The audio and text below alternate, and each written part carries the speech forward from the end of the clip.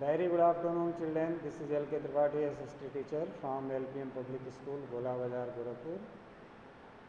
Chapter 4 of history we are discussing. In this sequence, we shall discuss about some new points mentioned in your book, and through the lecture, we shall come to know in better way. First point is there. Some took to shuttle cultivation. What was the shuttle cultivation? You know, many tribal groups were known as wanderer. They wander from one place to another place in search of their food. Even before the 19th century, many from within the tribal groups had begun settling down and cultivating their fields in one place year after year. Now they began their cultivation, agriculture, in their field every year after year, instead of moving from place to place. Now they were not as wanderers, they like to settle at one place. So they are known as settlers. They began to use the plough and gradually got rights over the land they lived on. Gradually they started using plough. Now some tools came in use, and also they got the right of their lands where they settled or lived. In many cases, like the Mundas of Chotanagpur, the land belonged to the clan as a whole. All members of the clan were regarded as descendants of the original settlers who had first cleared the land. Therefore, all of them had rights on the land. Very often, some people within the clan acquired more power than others. Some became chiefs and others followers.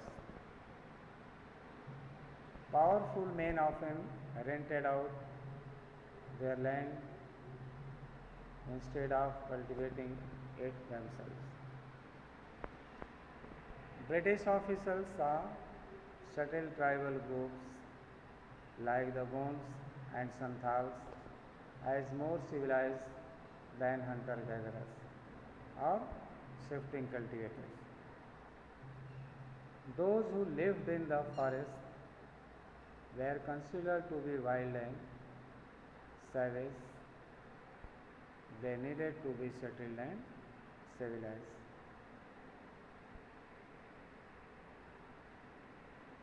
How did colonial rule affect tribal lives? The lives of tribal groups changed during British rule. Let us see what these changes were. What happened to tribal chiefs? Before the arrival of the British, in many areas, the tribal chiefs were important people. They enjoyed a certain amount of economic power and had the right to administer and control their territories.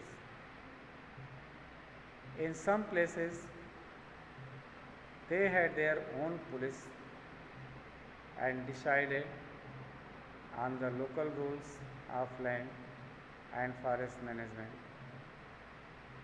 Under British rule, the functions and powers of the tribal chiefs changed considerably.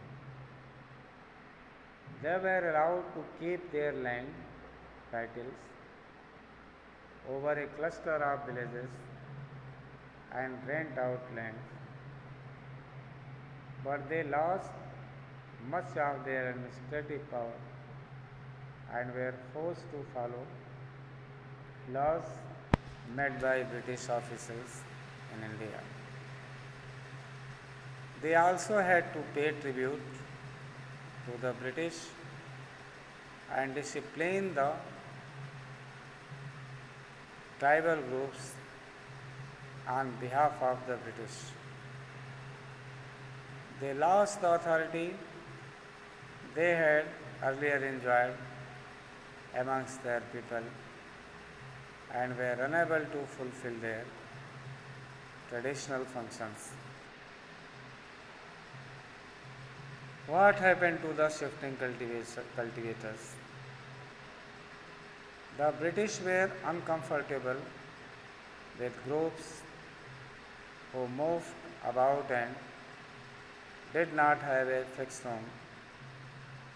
They wanted tribal groups to settle down and become peasant cultivators.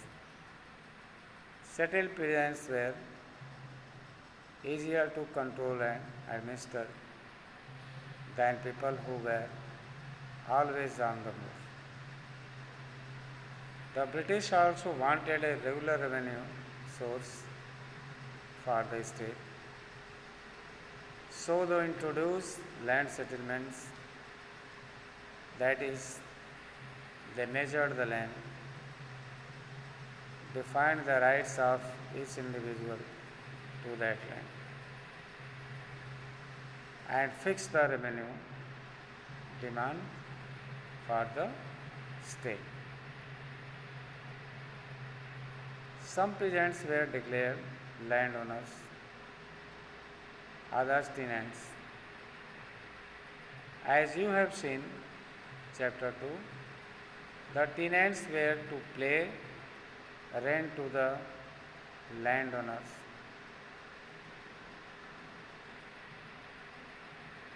Who in turn paid revenue to the state.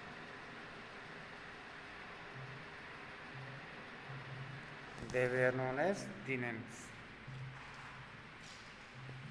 The British effort to settle jhum cultivators was not very successful. Settle plough cultivation is not easy in areas where water is scarce and the soil is dry. In fact, jhum cultivators who took to plough cultivation often suffered since their fields did not produce good yields. So the jhum cultivators in northeast India insisted on continuing with their traditional practice. Facing widespread protest, the British tried to ultimately allow them the right to carry on shifting cultivation in some parts of the forest. Forest laws and their impact. The life of tribal groups, as you have seen, was directly connected to the forest. So, changes in forest laws had a considerable effect on tribal lives. The British extended their control over all forests and declared that forests were state property. Some forests were classified as reserve forests, for they produced timber which the British wanted.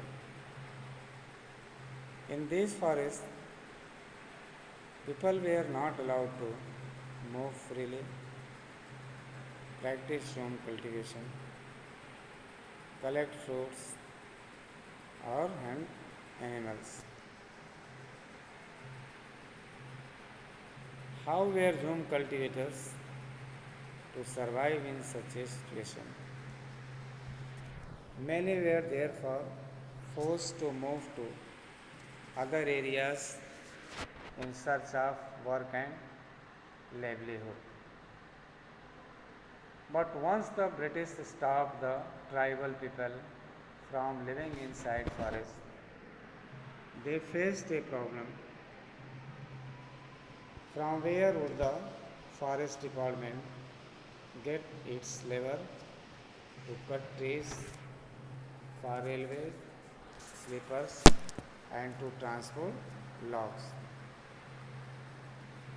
Colonial officials came up with a solution. They decided that they would give Zoom cultivators small patches of land in the forest and allow them to cultivate these on the condition that those who lived in the villages would have to provide labor to the forest department and look after the forest. So, in many regions, the forest department established forest villages to ensure a regular supply of cheap labor. Many tribal groups reacted against the colonial forest laws. They disobeyed the new rules, continued with practices that were declared illegal, and at times rose in open rebellion. Such was the revolt of Songram Songma in 1906 in Assam and the forest satyagraha of the 1930s in the central provinces. The problem with trade. During the 19th century, tribal groups found that traders and money lenders were coming into the forest more often, wanting to buy forest produce, offering cash loans, and asking them to work for wages. It took tribal groups some time to understand the consequences of what was happening. Let us consider the case of the silk growers. In the 18th century, Indian silk was in demand in European markets. The fine quality of Indian silk was highly valued, and exports from India increased rapidly. As the market expanded, East India Company officers tried to encourage silk production to meet the growing demand. Hazaribagh in present day Jharkhand was an area where the Santhals reared cocoons. The traders dealing in silk sent it their agents who gave loans to the tribal people and collected the cocoons. The growers were paid rupees 3 to rupees 4 for 1,000 cocoons. These were then exported to Bardhaman or Gaya, where they were sold at 5 times the price.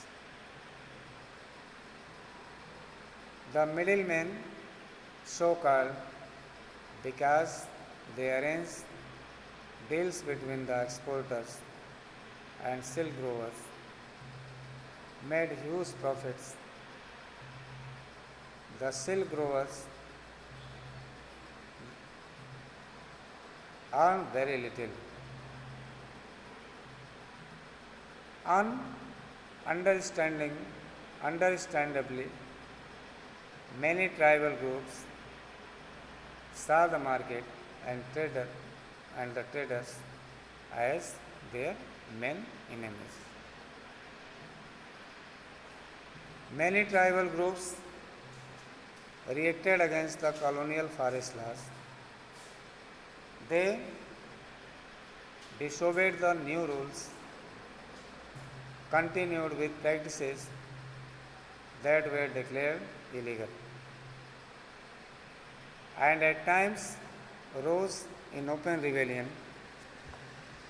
Such was the revolt of Songram Sangma in 1906 in Assam and the forest satyagraha of the 1930s in the central province. That's all. Now we shall discuss it about the more in the next video. Till then, thank you.